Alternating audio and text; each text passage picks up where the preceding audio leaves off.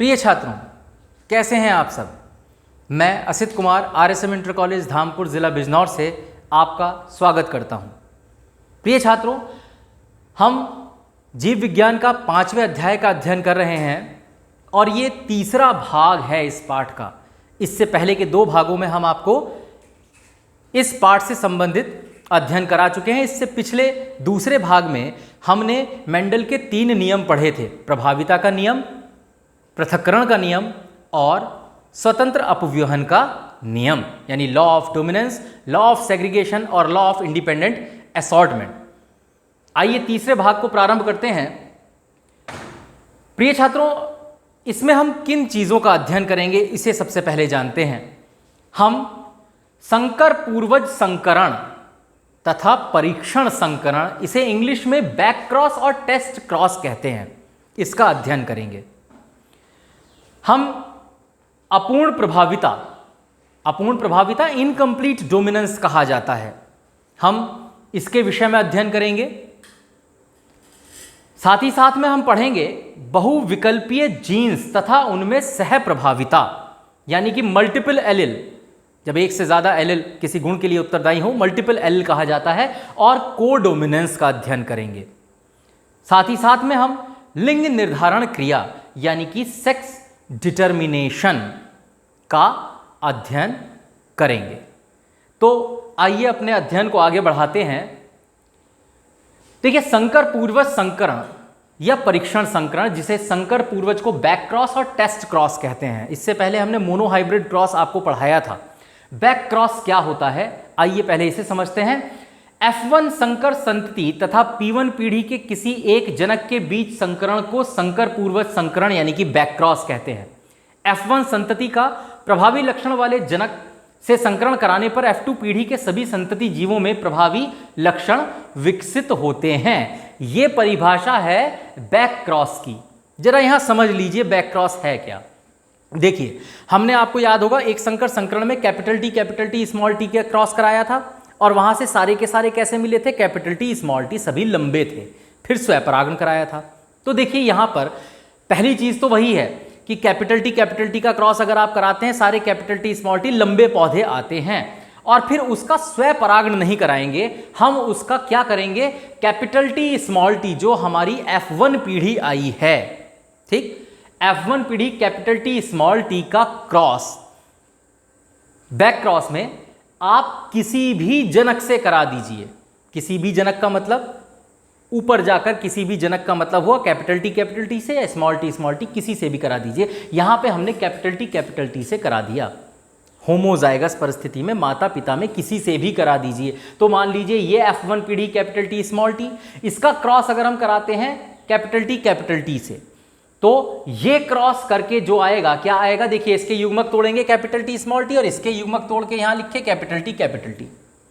इसकी क्रॉस इससे capital T लंबा पौधा, इसकी इसके साथ कैपिटल टी लंबा पौधा, इसकी इसके साथ कैपिटल टी स्मॉल टी ये भी लंबा और इसकी इसके साथ कैपिटल टी स्मॉल टी ये भी लंबा। तो हम कहेंगे यहां पर सभी लंबे पौधे निकले। लेकिन अगर हम जीन की रेशो देखें तो बड़ा टी 2, यानी कि हम कहें होमोजाइगस समयुग्मजी कितने हैं, 50%, 2, और विषम युग्मजी ये भी 50% होते हैं। लेकिन बैक क्रॉस में क्या समझने वाली चीज है, आप F1 पीढ़ी का क्रॉस वापस जाकर जनक में माता या पिता किसी से भी करा दीजिए, होमोजाइगस परिस्थिति यानी बड़ा टी या स्मॉल टी से करा सकते हैं। यह कहलाया जाता है कौन सा क्रॉस, यह कहलाया जाता है बैक क्रॉस। आइए अब समझते हैं टेस्ट क्रॉस किसे कहते हैं, परीक्षण संकरण। इसमें क्या होता है, F1 संकर जीवों का अप्रभावी लक्षण वाले जनक से संकरण कराने पर, यहां ध्यान रखिए यहां पर आप किसी से भी करा सकते हैं, लेकिन यहां पर क्या कहा उसने, अप्रभावी लक्षण रेसेसिव कैरेक्टर वाले से। माता पिता से कराएंगे आप कैपिटल टी स्मॉल टी का पीछे जाकर, लेकिन इसमें बैक में तो किसी से भी कराने के लिए कह दिया था। यहां हम कह रहे हैं कौन सा, रेसेसिव यानी स्मॉल टी, उसे आगे समझेंगे। तो F1 संकरण जीवों का अप्रभावी लक्षण वाले जनक से संकरण कराने पर F1 पीढ़ी में दोनों प्रकार के समलक्षणी के 1:1 समान अनुपात में उत्पन्न होते हैं। इस प्रकार F1 संकर जीवों तथा अप्रभावी लक्षण वाले जनकों के बीच संकरण को परीक्षण संकरण या परीक्षार्थ संकरण कहते हैं। समझिए यहां टेस्ट क्रॉस को। बैक क्रॉस में हमने क्या कहा था कि इसमें कैपिटल टी स्मॉल टी का क्रॉस किसी से भी करा दिए, चाहे माता में कैपिटल टी से, स्मॉल टी से, ठीक। लेकिन टेस्ट क्रॉस में क्या होता है छात्रों, यहां कैपिटल टी स्मॉल टी यानी F1 पीढ़ी का पीछे जाकर तो क्रॉस कराएंगे, लेकिन कैपिटल टी से नहीं कराएंगे क्योंकि ये प्रभावी लक्षण वाला है। अप्रभावी से कराएंगे स्मॉल टी। इसके युग्मक तोड़ेंगे स्मॉल टी, इसके तोड़ेंगे, 4 खाने बनेंगे क्योंकि 2 और 2 4। क्रॉस कराएंगे capital T small T tall, capital T small T ये भी टॉल, स्मॉल टी छोटा और स्मॉल टी ड्रॉफ्ट। तो 2 लंबे और 2 छोटे, यानी कि यहां पर क्या हुआ, यहां पे हम कह सकते हैं हेट्रोजाइगस, ठीक। हेट्रोजाइगस विषम युग्मजी लंबे पौधे 50% और छोटे पौधे 50%। तो यहां पे ये है टेस्ट क्रॉस। देखिए टेस्ट क्रॉस में बस इतना याद रखना है आपको कि आप पीछे जाके कराते हैं क्रॉस किसके साथ, स्मॉल टी यानी कि होमोजाइगस रिसेसिव पेरेंट से कराते हैं। यहां पे आप होमोजाइगस किसी भी पेरेंट से करा सकते हैं। तो आप क्या कह सकते हैं, टेस्ट क्रॉस भी एक तरह का बैक क्रॉस है। टेस्ट क्रॉस भी बैक क्रॉस है, लेकिन बैक क्रॉस हमेशा टेस्ट क्रॉस हो जरूरी नहीं है, क्योंकि यहां पे तो बड़े टी से भी करा सकते हैं। तो इसे कहते हैं टेस्ट क्रॉस और बैक क्रॉस। अब देखिए दूसरा एक और नियम मेंडल ने दिया था, अपूर्ण प्रभाविता। नाम से साफ पता चला अपूर्ण का मतलब इनकम्प्लीट प्रभाविता। पूर्ण प्रभाविता नहीं, वो लॉ ऑफ डोमिनेंस था। यह है इनकम्प्लीट डोमिनेंस और इसमें अनुपात आता है 1:2:1। आइए इसे समझते हैं। अपूर्ण प्रभाविता में F1 संकरण वाले जीवों का लक्षण प्रारूप दोनों समयुग्मजी जनकों से नहीं मिलता, अपितु दोनों के बीच का होता है, यानी कि इंटरमीडिएट होता है। इसका अर्थ है कि अपूर्ण प्रभाविता में एलिलोमॉर्फ युगल के दोनों एलिल के बीच प्रभावी या अप्रभावी का संबंध नहीं होता, किंतु ये मध्यम लक्षण स्वरूप यानी कि इंटरमीडिएट फिनोटाइप अभिव्यक्त करते हैं। इसे सम्मिश्रण अनुवांशिकी यानी कि ब्लेंडिंग इनहेरिटेंस भी कहते हैं। इसकी खोज 1903 में कार्ल कॉरेंस ने की थी और इसका सबसे अच्छा उदाहरण जो किताबों में है, जो आपको पढ़ना है, गुलाबांस मिराबिलस जलापा नाम का एक पौधा है, ठीक। अब इनकम्प्लीट डोमिनेंस है क्या, इसे सिंपल समझ लीजिए, वो तो परिभाषा थी। अगर आप लाल रंग के फूल का क्रॉस सफेद रंग के फूल से कराते हैं तो लॉ ऑफ डोमिनेंस के हिसाब से क्या आ रहा था, देखिए आपको याद होगा कैपिटल टी। तो अगर हम करा दें लॉ ऑफ डोमिनेंस बड़ा आर छोटा आर 2 जगह आया था और स्मॉल आर 1 जगह आया था। कैपिटल टी स्मॉल टी के ठीक जैसा ही क्रॉस अगर प्रभाविता में कराए तो 3 लाल और 1 सफेद आया था। 3:1 का रेशो था। रेशोज याद रखिएगा, रेशो एक नंबर में पूछी जाती हैं। अब यहां पर इसका क्या अंतर हुआ, मेंडल ने फिर लाल सफेद का कराया तो उसे ये अनुमान था कि लॉ ऑफ डोमिनेंस के हिसाब से ही आएगा, 3 लाल आएंगे 1 सफेद, लेकिन यहां क्या आए, सारे के सारे पिंक। अब मेंडल थोड़े से अचंभित हुए कि भाई प्रभाविता के नियम के हिसाब से तो ऐसा होना चाहिए, ये तो नया नियम निकल आया, यहां तो सारे पिंक निकल आए। इसी को कहते हैं अपूर्ण प्रभाविता, यानी पूरी तरह से ये भी प्रभावी नहीं रहा, पूरी तरह से ये भी प्रभावी नहीं रहा, दोनों ने अपने आधे आधे लक्षणों को मिक्स करके दिया, तो पौधे में दोनों लक्षण मिक्स हो गए, लाल रंग मिलाए सफेद रंग मिलाए गुलाबी रंग बन गया, ये है अपूर्ण प्रभाविता, ठीक। तो छात्रों इसको समझिएगा आप क्रॉस के माध्यम से। देखिए मेंडल ने बड़ा आर लाल रंग का पुष्प लिया, इसके युग्मक बड़ा आर तोड़ दिए, छोटा आर सफेद पुष्प लिया गुलाबांस का, मिराबिलस जलापा का छोटा आर युग्मक बना दिए, ये P1 पीढ़ी पेरेंटल जनरेशन। ये फिर क्या हुआ, इस बड़े आर की छोटे आर से कराएंगे, ये आएगा कैपिटल आर स्मॉल आर, इसकी अगर इससे कराएंगे तो भी यही आएगा, इसकी इससे कराएंगे तो भी यही, इसकी इससे, तो सारे कैसे आ गए, पिंक फ्लावर F1 पीढ़ी में। फिर हमने इसका स्वयंपरागण कराया, तो कैपिटल आर स्मॉल आर की cross capital R small R से ही करा दी, इसके युग्मक यहाँ कैपिटल आर स्मॉल आर, दूसरे कैपिटल आर स्मॉल आर के युग्मक यहाँ, और इनको क्रॉस कराया तो देखिए बड़ा आर यहाँ लिखेंगे, बड़ा आर छोटा आर यहाँ, छोटा आर बड़ा आर यहाँ, और बड़ा आर छोटा आर यहाँ। क्या हुआ, बड़ा आर रेड, क्योंकि दोनों आर प्रभावी वाले हैं। यहाँ पे बड़ा आर रेड होना चाहिए था प्रभाविता के नियम के हिसाब से, लेकिन क्या बन गया, पिंक। बड़ा आर छोटा आर पिंक और स्मॉल आर वाइट।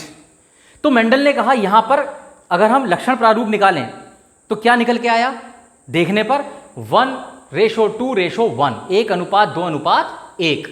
और जीनोटिपिक अनुपात भी यही होगा, बड़ा आर छोटा, बड़ा आर एक जगह, ये 2 जगह और ये 1 जगह, यानी कि यहां पर जीनोटिपिक फिनोटिपिक अनुपात 1:2:1 का रहता है। यही कहलाया गया अपूर्ण प्रभाविता का नियम।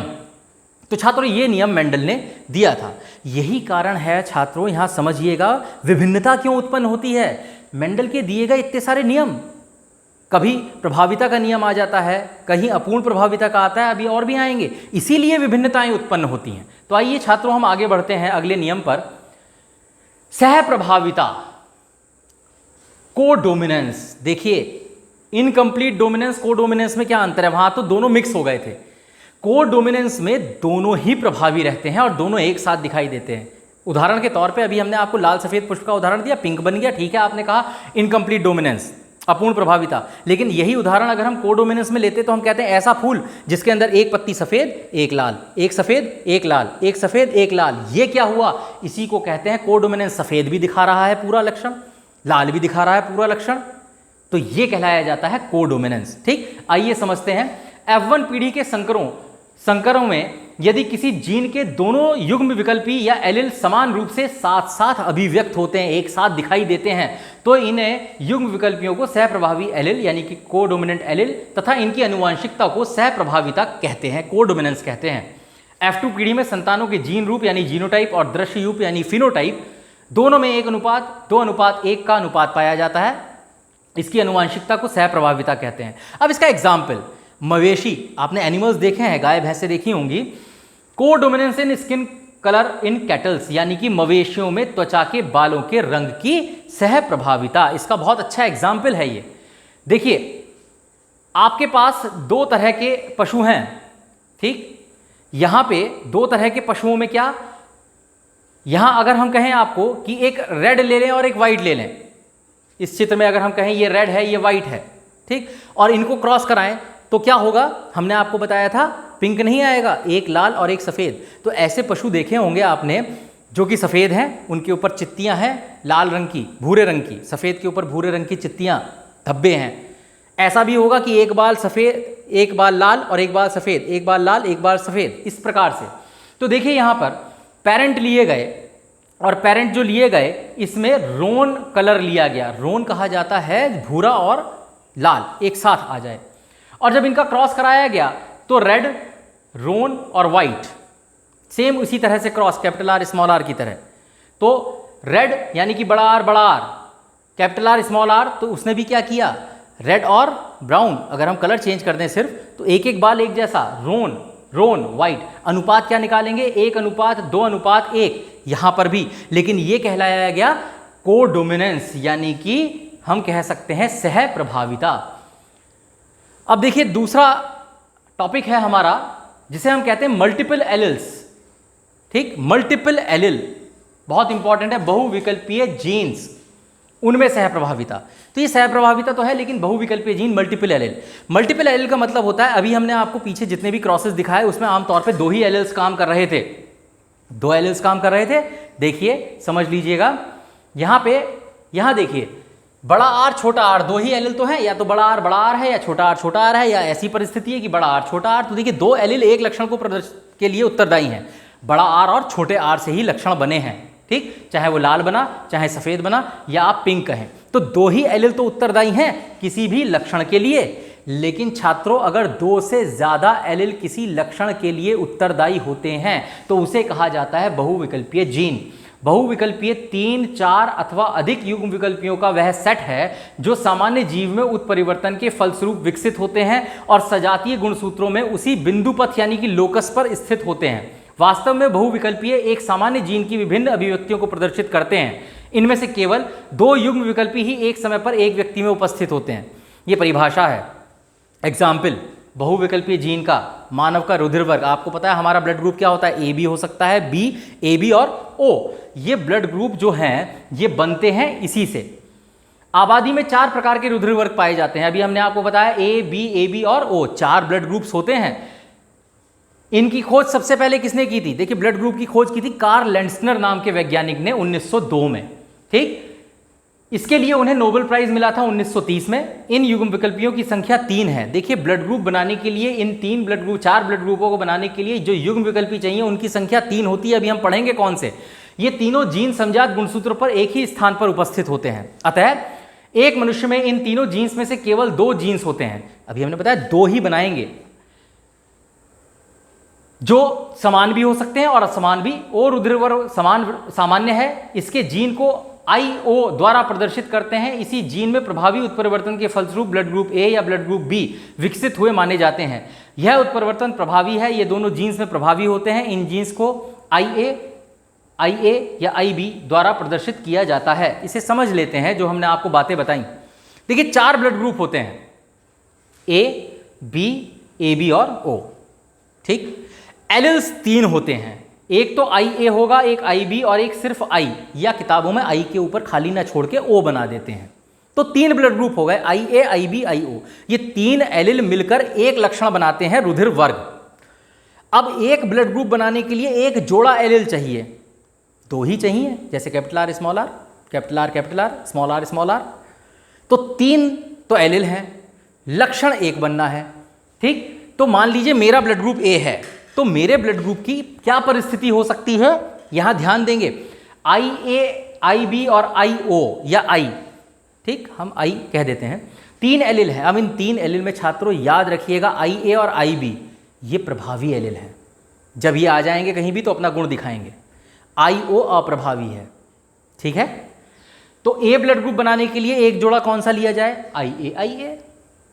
ब्लड ग्रुप A बन गया, दोनों प्रभावी हैं, कैपिटल T की तरह। या IA के साथ I आ जाए, IO, तो A प्रभावी होगा, O लक्षण छिप जाएगा कैपिटल T स्मॉल t की तरह। तो ब्लड ग्रुप क्या बनेगा, A। B वाला बनाने के लिए क्या करेंगे, या तो IB हो, या IB के साथ IO हो या I हो। ठीक, क्योंकि ये प्रभावी है, दूसरा अप्रभावी। AB बनाने के लिए IA के साथ IB, क्योंकि दोनों प्रभावी हैं, सह प्रभाविता दोनों दिखाएंगे, ब्लड ग्रुप AB बनेगा। और O बनने का एक ही तरीका हो सकता है, IO के साथ IO आ जाए। तो आपका जो भी ब्लड ग्रुप है आप उसको समझ सकते हैं कि किस प्रकार की परिस्थिति रही होगी।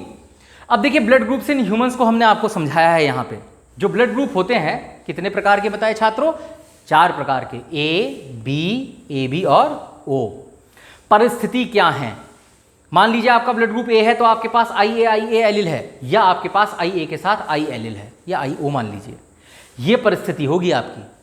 ठीक, समयुग्मजी और विषम युग्मजी दोनों प्रकार की। अगर किसी का ब्लड ग्रुप B है तो IB के साथ IB के साथ IO होगा। अगर किसी का ब्लड ग्रुप AB है तो हमने बताया A के साथ B आएगा, IB, क्यों, सह प्रभाविता, दोनों अपने गुणों को प्रदर्शित करेंगे। और यहाँ पर O है तो IO या सिर्फ I कह दिया जाए, क्योंकि ये अप्रभावी है, स्मॉल t की तरह। तो ये तो हमारा जीनोटाइप हो गया, जीन की संरचना हो गई। अब देखिए किस ब्लड ग्रुप में कौन सा एंटीजन पाया जाता है। मेंडल से ये अगर प्रश्न पूछा गया कि साहब blood group A, B, AB और OE क्यों रखे, इसे PQRS क्यों नहीं रखा गया, तो मेंडल ने ये कहा कि जो ब्लड ग्रुप है उसमें एक एंटीजन पाया जाता है। एंटीजन का मतलब होता है प्रोटीन, विशेष प्रकार का प्रोटीन हमारे ब्लड में है। तो A वालों के ब्लड में A नाम का एंटीजन था, इसलिए उसे नाम A मिल गया। अगर उस जमाने में P नाम का होता तो P मिल जाता, लेकिन A था तो A मिला। B वाले ब्लड ग्रुप वाले लोगों के पास B नाम का एंटीजन होता है, ब्लड में पहले से मौजूद होता है, तो इसलिए उनको कौन सा ब्लड ग्रुप दिया गया, B। AB वालों के पास दोनों एंटीजन थे तो इसलिए उनको नाम दिया गया AB। और O वालों के पास कोई एंटीजन था ही नहीं तो उन्होंने सीधे कह दिया O मीन्स 0, कोई एंटीजन नहीं है, O नाम दिया गया। तो अब आपकी समझ में आया होगा कि ये नाम क्यों दिए गए। ठीक, तो इन एंटीजन्स के आधार पे अब कौन सा ब्लड ग्रुप किसे ब्लड दे सकता है, A वाला ब्लड ग्रुप, ठीक, किसे दे सकता है, A वाला A को दे सकता है, AB को दे सकता है। ठीक, B वाला B को दे सकता है, AB को दे सकता है, रुधिर आधान ब्लड ट्रांसफ्यूजन जो कहते हैं, और AB वाला AB को दे सकता है, O वाला सभी को दे सकता है। देने की बात आए तो O वाला देखिए A को भी दे रहा है, B को भी दे रहा है, AB को भी दे रहा है, O को भी दे रहा है। इसीलिए O को क्या कहा जाता है, O को एक नाम दिया जाता है सर्वदाता रुधिर वर्ग, जो सबको दे सकता है, यूनिवर्सल डोनर। ठीक, विषम परिस्थितियों में ये ब्लड सबको दे सकता है। लेकिन लेने की बात आए तो ए वाला ए से ले सकता है और ओ से ले सकता है, डोनर है तो ओ से तो सभी ले सकते हैं। बी वाला बी से ले सकता है, ओ से ले सकता है। ए बी वाला सभी से ले सकता है, ए बी और ओ से, और ओ वाला तो सिर्फ ओ से ले सकता है, किसी और से नहीं ले सकता। तो यहाँ ध्यान दें, सब लिखे हैं किसके लिए, ए बी के लिए। तो ए बी को कहा जाता है यूनिवर्सल रेसिपिएंट, ठीक, सर्वग्राही रुधिर वर्ग, सबसे ले सकता है। ओ वाला सबको दे सकता है। तो ये प्रश्न बहुत पूछा जाता है, सर्वदाता रुधिर वर्ग और सर्वग्राही रुधिर वर्ग का नाम बताइए। ठीक, प्रिय छात्रों, यहाँ एक चीज और समझ लीजिएगा, ओ ब्लड ग्रुप वाला क्योंकि ओ से ही ले सकता है, ठीक, और O blood group rare blood group कहा जाता है। ठीक, इनमें भी आपके मन में संशय आ रहा होगा प्लस और माइनस क्यों होते हैं, ए पॉजिटिव ए नेगेटिव। तो प्लस और माइनस जो है ये किस आधार पे लगाया गया, कार्ल लैंडस्नर ने ब्लड ग्रुप्स की खोज करी थी, और कार्ल लैंडस्नर ने जब ब्लड ग्रुपों की खोज करी तो उन्होंने मानव पे भी खोज करी और जीवों पे भी करी, तो 4 ब्लड ग्रुप दिए उन्होंने। ठीक, अब ये ब्लड ग्रुप जब दे दिए थे तो वो जीवों के और ब्लड ग्रुप के रिसर्च कर रहे थे, तो उन्होंने अचानक से एक विशेष प्रकार का एंटीजन देखा, प्रोटीन देखा। ठीक, और वो किस पे रिसर्च कर रहे थे, बंदरों की एक प्रजाति थी जिसे रहिसस प्रजाति कहा जाता है, रहिसस मंकी कहा जाता है, रहिसस प्रजाति के बंदर, और उनके ब्लड ग्रुप पे जब खोज कर रहे थे तो एक एंटीजन विशेष नया सा दिखाई दिया। उनके दिमाग में तुरंत आया, ये मैंने पहले कहीं देखा है, कहाँ देखा है, तो उन्हें याद आया ये मानव की ब्लड ग्रुप की जब खोज कर रहा था और मैं चार्ट बना रहा था वहाँ देखा था। फिर उन्होंने मानव के सारे चार्टों को देखा, जो रिपोर्ट थी उनको देखा, तो उन्होंने देखा 80% लोगों के पास ब्लड में वो वाला एंटीजन है। कौन सा, जो बंदरों के पास पाया गया, रहिसस प्रजाति के बंदरों के पास, और 20% लोगों के पास वो एंटीजन था ही नहीं। तो जिनके पास था उन्हें कहा गया पॉजिटिव, जिनके पास नहीं है उन्हें कहा गया निगेटिव। तो आपके मन में बात आ रही होगी, जिसके पास पॉजिटिव है तो उसे खास फायदा, जिसके पास नहीं है कोई खास नुकसान, कोई फायदा नुकसान नहीं। ये केवल एंटीजन की मौजूदगी के आधार पर ब्लड ग्रुपों को पॉजिटिव और नेगेटिव में बांटा गया है। ठीक, तो अगर मेरे पास मान लीजिए ब्लड ग्रुप मेरा ए है और मेरे पास वो एंटीजन है, तो मुझे क्या कहा जाएगा, ए पॉजिटिव। मेरे दूसरे भाई के पास ए ही ब्लड ग्रुप है लेकिन वो एंटीजन नहीं है, तो वो ए नेगेटिव। तो पॉजिटिव नेगेटिव आपकी समझ में आए होंगे, ये ब्लड ग्रुप्स हैं। प्रिय छात्रों, अब जितना हमने पढ़ा उसके आधार पर कुछ प्रश्न आपको दिए जा रहे हैं, इनके स्वयं उत्तर देने का प्रयास करेंगे। पहला प्रश्न है, संकर पूर्वज संकरण, यानी कि हमने आपको पढ़ाया था बैक क्रॉस तथा परीक्षण संकरण किसे कहते हैं। दूसरा प्रश्न है, अपूर्ण प्रभाविता का एक उदाहरण दीजिए, आपको एग्जाम्पल देना है। सह प्रभाविता कोडोमिनेंस किसे कहते हैं, उदाहरण दीजिए। और मानव रुधिर वर्ग के प्रभावी तथा अप्रभावी एलील बताइए। आपको 3 एलील बताए गए, उनमें से कौन से 2 प्रभावी हैं, कौन सा अप्रभावी है, आपको ये बताना है। तो प्रिय छात्रों, हमने इस पाठ के अंतर्गत आपको तीसरा भाग पूरा कराया है। उम्मीद है आप घर पे सकुशल होंगे, अध्ययन कीजिए। धन्यवाद।